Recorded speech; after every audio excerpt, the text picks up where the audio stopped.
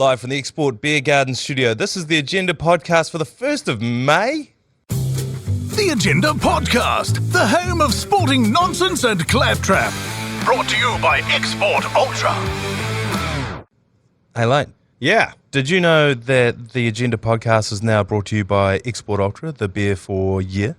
Excellent. I love that beer. Outrageous. Pinching a punchline. Yeah. As quite amazingly, I mean, this is an audio medium, but as you said, the 1st of May, the light came on the fridge. Oh, yeah, that's the key word for the light on the fridge to come on. Oh, yeah. Is it voice activated? Yeah. It just went boom, and I was like, oh, that's like, it was like a magic trick. You went 1st of May. Ta-ta. It's because I asked it in the same tone of beer. Oh, And yeah. and that's usually when it fires up, is when it hears someone say, beer. That's magic. I've got a, not a sin, but just something that happened to me yesterday that I'd like to address and put it on wax so that if this ever comes up in a court of law down the track, then I've already said it and I, have admitted to it before it comes up. You can't use this audio or any of the audio in the past in court, can you? Otherwise, we're fucked. I don't know. But yesterday, are you on TikTok? I think I've asked you this before. Have you been on TikTok? No, never. My kids are, and I want to punch them in the head every time they're on it. Yeah. But you can't do that because you go to jail. I've had about 15 people tell me, oh, check this out or I'll send this thing to you. You on TikTok? No. I did make an account years ago and I never used it. This was in lockdown. And so yesterday I tried to log into it and it said, oh, your password's wrong. Redo your password. So I redid my password, logged me in. Logged me into like a 7-year-old child's TikTok account. What? I know. And I was like, what the hhell? So I had all these DMs and they were from kids and I was like, what the hell? So I checked it and then I went back to my page. There's a kid out there with my name who's got it. My only explanation could be that my account went dormant and they gave it to someone else. It doesn't explain the email thing. Yeah, well, that little kid's got your email. Yeah, I know. This is the thing. But the problem is, if this ever goes before the courts, I've logged into her account. So I'm the one in the wrong here. So you're grooming. Yeah, it made my palms sweat as soon as it happened. Oh, yeah, because is it true that you have a TikTok account and 99% of your followers are under the age of 8? Or it'll be, is it true that you have access to this child's TikTok account? And I'm like, yeah, I do, but I don't know how because that's my email address. And the long and short of that is I can't make another thing. And what'd you do, log out and just forget about it? Yeah. So that poor girl is a girl? Yeah. She's going to log back in and it's because your incorrect password. Oh, yes, I know. And then it'll say, we'll send email, and you'll get an email notification saying you've requested a change of password. All that content she's created.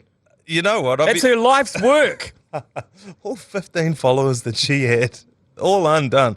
But the problem is, I'm a 32-year-old bloke who's just signed into her TikTok account, so I'm in the wrong here. Her life's going to spiral out of control now because, first of all her friends are going to ignore her. She's going to be out of the loop. She's going to be defriended by them. They're like, did you check that out? She goes, I can't log into my account anymore. No, I've changed the trajectory of her life. And she's just going to spiral out. She'll be on the glass Barbie. She's then going to log into her emails. It's going to log into mine. She's going to see the crippling IRD debt that I'm under, the mortgage that I'm falling behind on, and just be like, oh, God. Yeah. The blood test that I just sent away the other day. It's a sliding doors moment. Yeah. Yeah. You've ruined her life. I've ruined her life, but I think I've gotten away with a bit, yeah? Yeah, a little bit. Anyway. Yeah. If you get requested by me on TikTok, just know it's not me. Hey, I found out something shocking yesterday. Yes.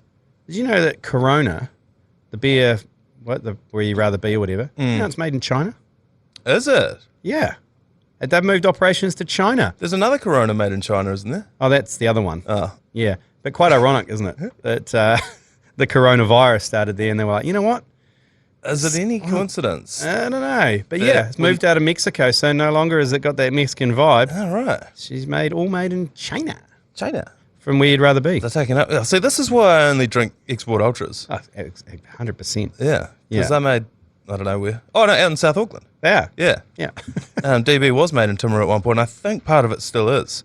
DB Draft down there. Oh, yeah, and then there was the Canterbury Draft Brewery. There was actually, they were That fell over everywhere. in the earthquake, Yeah, they Canterbury were Draft, everywhere, and then they had to consolidate them back into one brewery and then rely on a logistics company that are pretty hopeless. Yeah. But I work not far from the brewery in Washdyke there. And the brewery had some great smells. Breweries I quite like the smell of. Oh, yeah, it's the hops. It's Yeah. the boiling hops and malt. the malt and everything. It's quite sweet. Yeah. No. Gets you in early, doesn't it? Delicious. Shout out to Washdike. Actually, it's quite interesting that came up because when I worked there pouring concrete, I worked with a man who lived in a caravan down at the Temuka River. I'm probably giving away too many details here, but he had a gym membership. The only reason he had the gym membership was so that he could use the shower there because, of course, he lived in a caravan. And this has hit the news, not this guy, but shout out to him, but another guy has hit the news because he has been banned from a 24-hour gym in Hastings. This is the number one story on both Stuff and Herald this morning. Big news. Big news. And the question is, how long's too long to spend in a 24-hour gym? The bloke's name, Arthur Eagle, powerful name, was basically evicted when they said that he was going to Flex Fitness in Hastings and spending all night there. They said he did it 3 or 4 times. He's saying it's a 24-hour gym, so he's got rights to use it for all 24 hours. I agree with him. If you've got a 24-hour gym, it's open 24 hours, and you can spend 24 hours. Was he working out the whole time, though? God, no. No one works out for 24 well, hours that's what I straight mean. hours. This will be the issue. It's like, Yes. you can't just have a kip and sleep in the corner like Yeah. a homeless man. Like, if he was working out from midnight to 7 a.m., fine. Yeah, and that's a different thing because I think at that point, if that's what's happening, I think Flex Fitness would be like, great, let's turn this into a fundraiser. Let's make a whole thing. We've got a guy here who's working out for 8 hours. Yeah. So everyone get around him. But that's clearly not what's happening. Apparently he'd been talked to multiple occasions that he'd been making people feel uncomfortable around the gym, that he was quite clearly there for too long. And I think it's interesting to me that he's mounted this like hearty defense to be like, I'm actually technically allowed to. It's like, yeah, okay, you are. But you're being a bit of a dick. Yeah, you can't know? sleep there. No. Like, you can go there whenever you want, but you can't sleep. You can work out 24 hours in a row, fine. But the point of a 24-hour gym is that you can go in at any point around the clock. It's not that you can stay in there for 24 hours, you know? They didn't invent them because people were like, I love this gym, love coming here. I just wish I could work out for 24 straight hours. Where can I do that? That's not the point. The point was, I work a swing shift, I'm a nurse, I'm whatever. I want to come in. His defense was he only bought a 1 month subscription membership. He just bought the 1 month because in a month he intended to go hiking and he wanted to build up some strength. What? If you want to build up strength for hiking, don't you just go for a walk? Well, why don't you also just work out for an hour a day or 2 hours a day? As opposed to 7. There's definitely... Something smells. Yeah. Something smells here of him. I could imagine him in the bathrooms, walking around with a towel, shaving. Yeah. Putting deodorant on, just being a general creep. Yes. It's that guy again. And then he's sleeping in the locker room and shit Loitering. like that. Yeah. Because if you're say you go in there at like 3 a.m. and there's this guy in there and he's not working out, but he's just in there and he's the only other person in the gym with you. Like, that is a problem. And maybe there's no technical rule that he's broken there. So it's a vibe thing. Are the 24-hour gyms unmanned? I think throughout the night they might be, yeah. Oh, Jesus. Yeah, I know. When I first saw the story, I was a little concerned, I've got to be honest, because, I spend a lot of time in the gym. Yeah. And I was like, if that's a crime, yeah. like, am I going to get locked up? Because I'm spending a lot of time in the gym. Were you around when we challenged young Tom Harper? He was an intern at Radio Hauraki in the ACC. He was fresh out of broadcasting school. He's obviously a bit of a veteran now. Yeah. But he was fresh out of broadcast school, broke as anything. And we laid a challenge down whether he could live at work for a week. Yes, because I do remember this. At work, there is a hell of a lot of just free shit lying around. Yeah. Whether it's chippies, whether it's beer, pies. Leftover birthday cake. Yeah, there's fridges, there's freezers here, there's air fryers, and downstairs there's a whole shower block. In the ACC studio, there is couches you can sleep on. At one stage, there was a double bed. And he was like, yeah, easy. Yeah. Absolutely easy. You just had to dodge the overnight security. Guard. Or get them on side. Yeah, and just say, it's part of a radio gag. I'm just going to stay here for a week. And not spend any money, use all the facilities. Yeah. And work all day, which was brilliant. Did he do it? Yeah. He did it for a couple of nights, and then it looked like a problem. But then it looked like he could do it forever. And then we're like, okay, you got to stop this. Right, yeah. He's enjoying this a little too much. Yeah. I think, bear in mind, at that time, I believe he was living in a tent. Yes, he was. So this was actually an upgrade for him. Yeah. So, yeah, I don't think he had much to lose in that bet. I just think God bless this guy, and good luck for whatever hike you're about to embark on. It sounds pretty hectic, and hopefully you've built up the strength required for it. But it's just a vibe thing. And I don't think, this reminds me of when someone gets sacked and then they take their employer to court. Like, what are you going to do, walk back in the doors on Monday morning? Yeah. Like, no. I don't think Flex Fitness are going to worry that he's gone to the media. They'll be like, mate, piss off. I think the only way that he wins this, if it goes to court or whatever, or even the court of public opinion, the only way that he wins this is if he posts a before and after, before he joined the gym, then after, and he's shredded out of his mind. If he shows up six-packed up, and then he's just like, all right, what now? This is 24 hours for a whole month. Yeah. And then he starts an online course, people sign up, blah, blah, blah, blah, blah. He ends up buying it. I think that's the only win here for our man. Oh, Artie Eagle. Yeah. Arthur Eagle. Powerful name. Yeah. Obviously, does he work? It works out. He clearly doesn't work.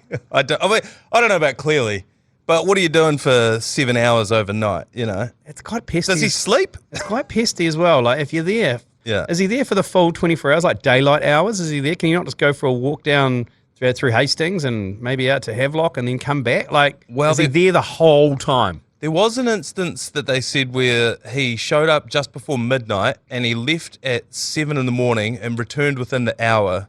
And they were like, that's just ridiculous. And he said that... Getting some breakfast. No, he said that he actually had left the gym but then forgot his wallet, so he went back.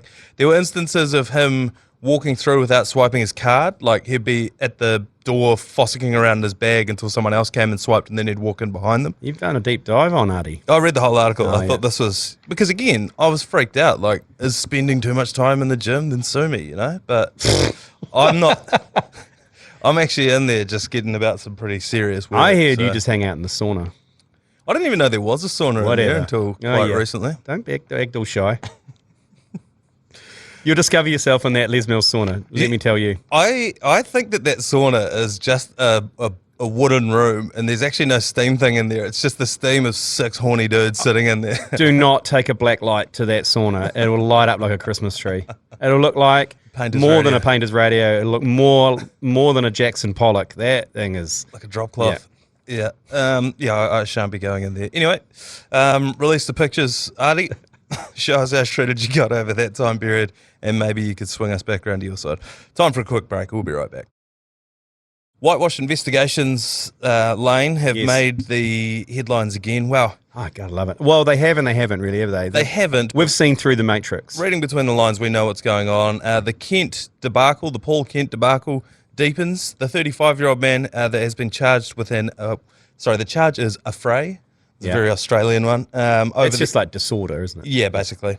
Over the incident with Kent, the man subsequently left with a head injury after a bystander intervened. So after the little fracas carried on and he got knocked to the pavement, he posted a picture of his head. He's bald, and the back of it, he's got this giant lump on the back of it. So he got king hit.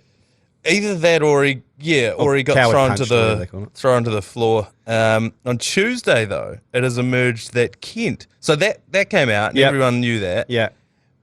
That he got, the guy that wasn't Paul Kent had been injured. And on Tuesday, it emerged that Kent had also been badly hurt and admitted to hospital after the altercation. How did this come out? Because his lawyer, George Elias, told the newspapers that he was undergoing, Paul Kent, that is, tests in the hospital to determine whether he had sustained a collapsed lung as he was flung into a road. So as he was NRL 360'd into a tree, landed upside down into a gutter. Kent also has 4 or 5 broken ribs. Again, according to the lawyer. Allegedly.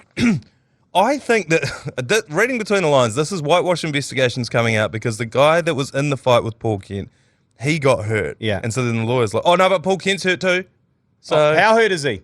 Yeah. Oh, no, broken ribs and a collapsed lung. And then the news is like, oh, shit, is that right? Wow. They're doing the tests for it. Yeah, and it's now Wednesday. It happened on Friday or Saturday. If you've got a collapsed lung on Saturday night... You know about it. You don't last till Tuesday. You also know about a broken rib, and I know firsthand after coming into... having an altercation with a full wheelie bin a few years ago, and also having an altercation with Joe Jury in a boxing ring, you know automatically you've got a broken rib because you can't quite breathe and you can't sneeze, you can't laugh, everything hurts.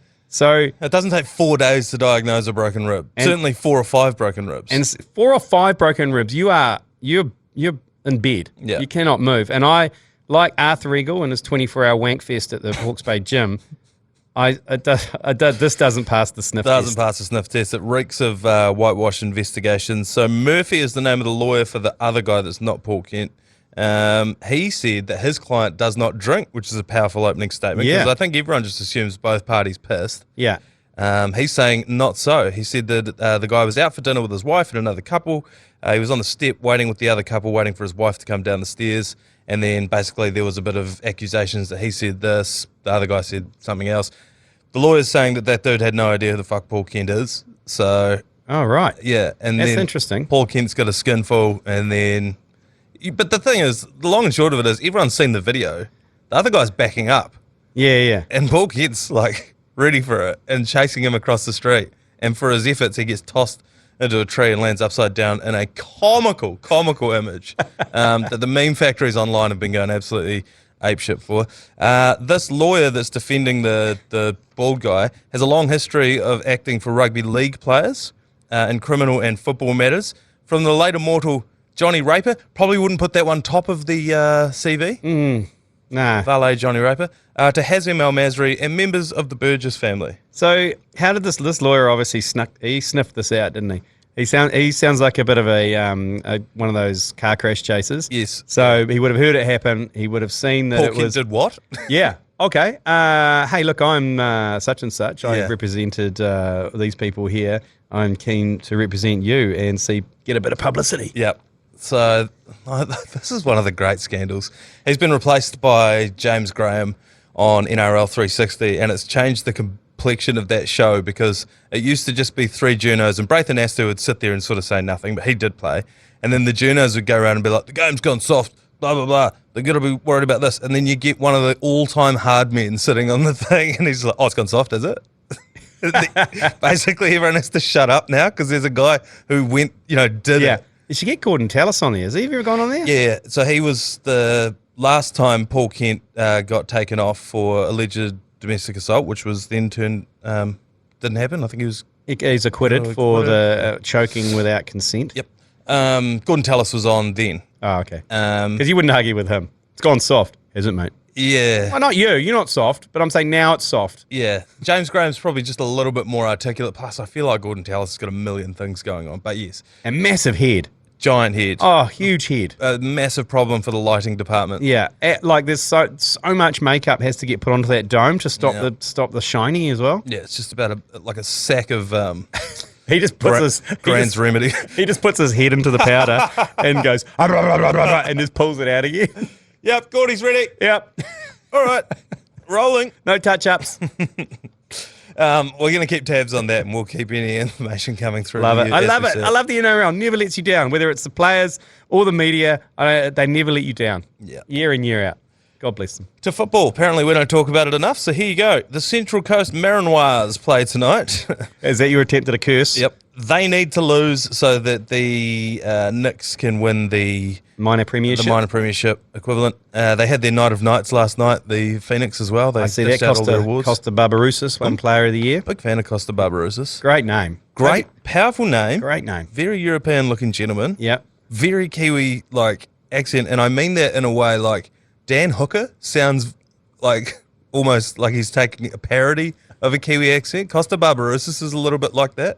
He sort of mutters and mumbles. Anyway, the Central Coast Marin-wahs are playing tonight. They cannot draw. They have to lose for the Phoenix. So we're looking at a potential absolute shitter of a game. Yes. If they just try and close it out for a draw.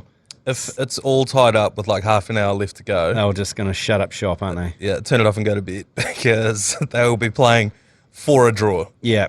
So. Oh, well, good luck. I hope the Knicks. I hope they lose. The Central Coast Marin-wahs. Marin-wahs, yeah. Well, maybe we'll get the Pinot-wahs to support the Marin-wahs tonight. Yeah, we talked about this. Someone sent in a voicemail saying, Lane, can we get you on a plane over to the Central Coast? That's a bit hard, but I think the Marin-wahs, the Pinot-wahs curse might work. If you're a Knicks fan and you're watching this, I think just pour yourself a glass of red wine tonight to watch this one. And go the Marin-wahs. And go the Marin-wahs, yeah, absolutely. Just while we're on football as well, this was brought to my attention this morning by Adam. Real Madrid Brazilian player Endrick, am I saying that right?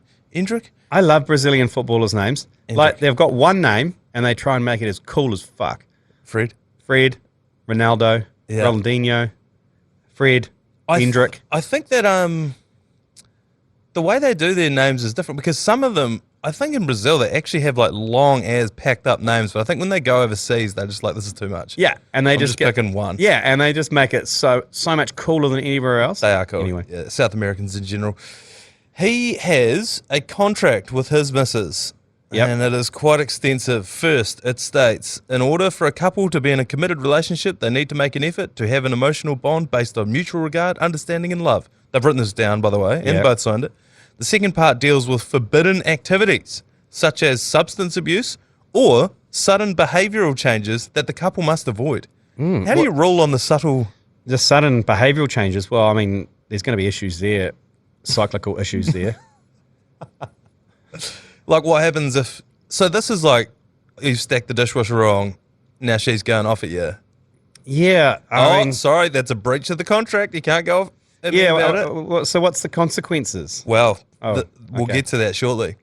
But first, additionally, they are obligated to say, I love you, and certain phrases are taboo in their discussions. Words like ahem, okay, and KKK are off limits. What? Now, is that what? That one? I think this is a text-related thing. Ah. So when someone says something and then a woman may or may not be, or a man, may or may not be in a certain mood, and then they just write KKK, which is like, fine, do whatever the fuck you want to do. Oh, is that what it means? It's quite passag, yeah. KKK. Does it just mean whatever? Fine, yeah. Okay, ahem and are all off limits. In the event that one side does not fulfill their end of the argument, the guilty party must provide a gift to the other. Oh, yeah. An example of that, this is a quote from him, whoever does not respect these rules must at the end of the month give what the other wants. For example, Sorry. For example, I asked for an Apple headset and she gave it to me. That's an example that he's offered up to the media, but I think that there are other examples that he hasn't. Oh, look, this is great. I think all relationships have certain rules or certain boundaries. Yep. Why the fuck would you put this into the media? For a start, like, how did it get out? That is a good point. I don't know. His wife's a supermodel or something as well? She's some Instagrammer. Is that why she did it? Yeah, she's a model, and she went on a podcast, and she ratted it out, and then all of a sudden it became in the media. So that, and then he's obviously had to kind of defend himself and kind of fumbled the bag there. Man, he is going to get a fucking awesome gift at the end of the month because he's going to be going through the contract going, where the fuck does it say not to blurt shit in the media? Yeah, bitch. I would say that constitutes a sudden behavioural change. Yeah, I think Endrick deserves something significant at the end of the month, something better than an Apple headset, for Christ's sake. He plays for Real Madrid. He can go out and get himself 1,000 Apple headsets, break them all each day. He needs a money can't buy experience. And we know what that is. I just thought that was out the gate having that. It is. Writing it down. I have friends who they have marital AGMs. So so they have once yearly. They'll sit down and they'll spend a good couple of hours going through some key metrics on their marriage. Metrics. Yeah. Around and expectations. But admittedly, they'll be like, now you've signed up for once a week. Yep. For 52 weeks. Yep. It's quite good though. There's quite a deficit here. How do we rectify this? Yeah.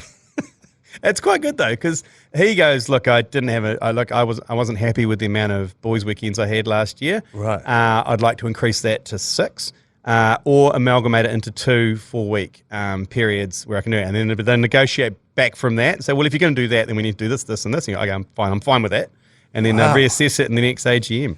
How very transactional as a business partnership. But it is a business entering into a relationship. Let's take a quick break and we'll be back with a half-baked sports idea. Half-baked sports idea.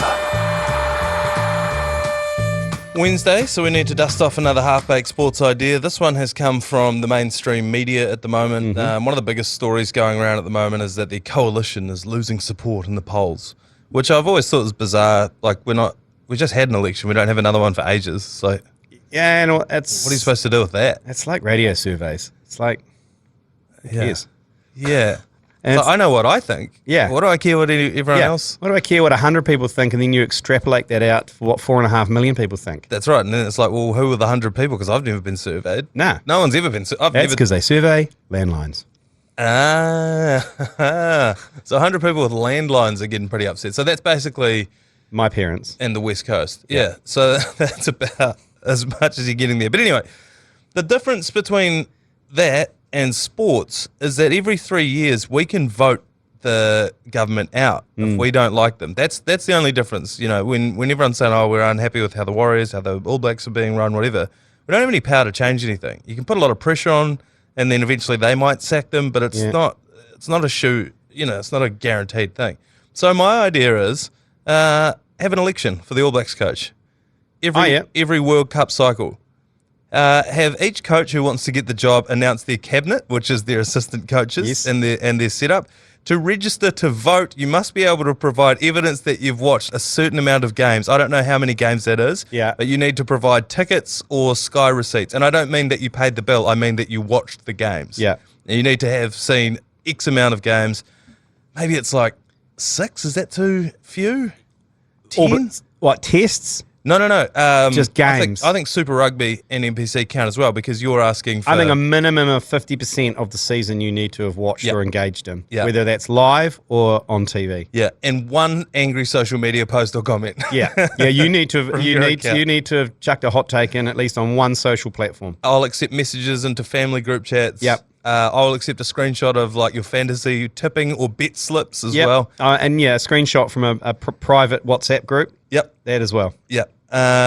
So once you've provided that, you then go to the polls. The nation goes to the polls, and we have full coverage on TV. Yep. TVNZ, whatever other news outlets we have remaining in this country after they've all been sacked, and we have a full extravaganza like we do. You've got Tova O'Brien outside Razor's house.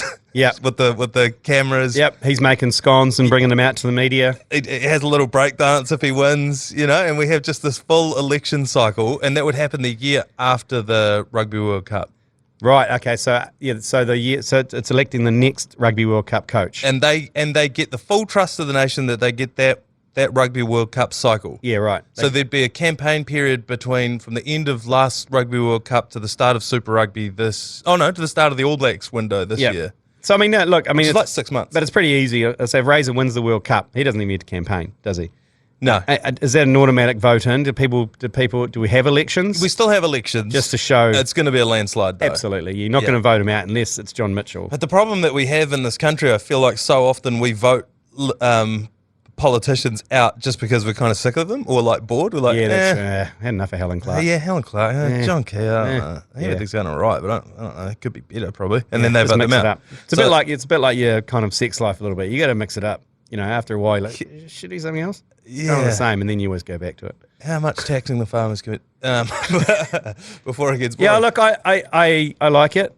I like where you're coming from. It's basically turning people, the public, into a board of directors who then decide. Yeah. However, the only thing is, it's just the qualification to become get on the board of selectors is quite cumbersome. I'm trying to work out how do you mean? How do I know? Like the proving that you've watched 50% or engaged in 50% seems quite cumbersome, because if you're emailing that all in just to one person, they're like validating it. There must be an easier way of validating your commitment to the code. Well, I mean, have a think about the way our electoral system works for politics. You don't have to prove shit. You just have to have been born here. And you're like, go for it. Well, maybe we do that.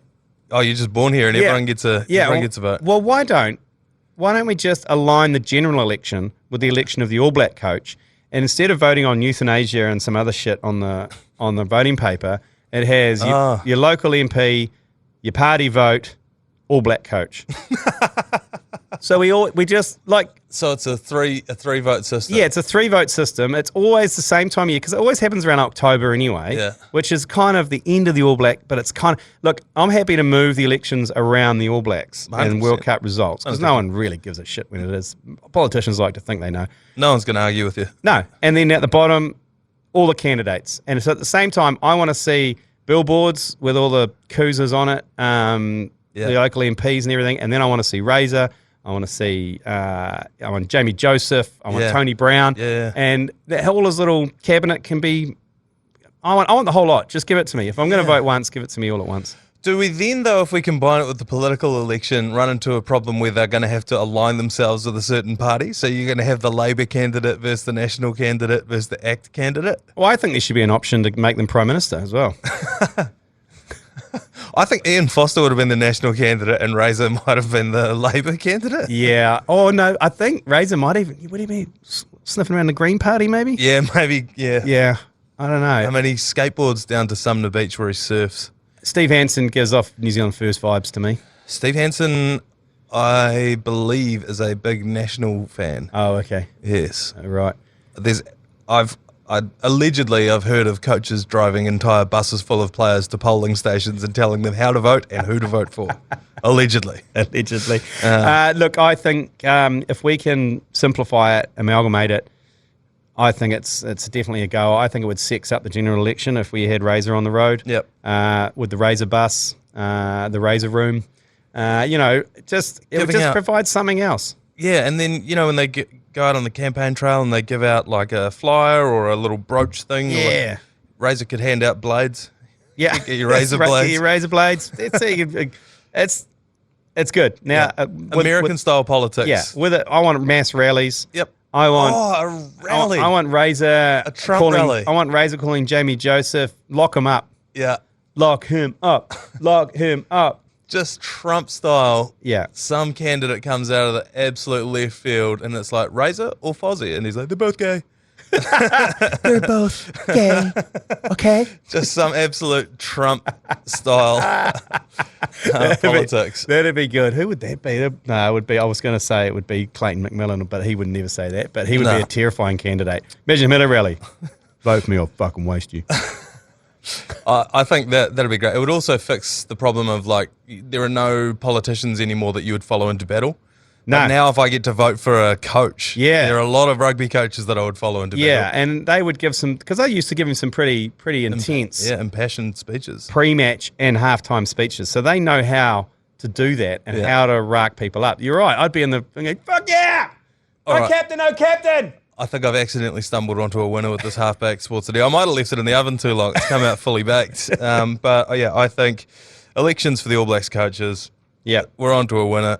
I don't know if there's any politicians that listen to this, reach out. I suspect there aren't. I reckon you're right. Yeah. But anyway, let us know what you think of that. 3236. I will check that. And send in voicemails. We've got a bunch sitting in the inbox. We'll get to those tomorrow for yours, please. Beautiful. At the end of the podcast. So we will see you then for a Thursday episode of the Agenda Podcast. You've been listening to the ACC's Agenda Podcast, brought to you by Export Ultra. For more episodes, like and follow on iHeartRadio or wherever you get your podcasts.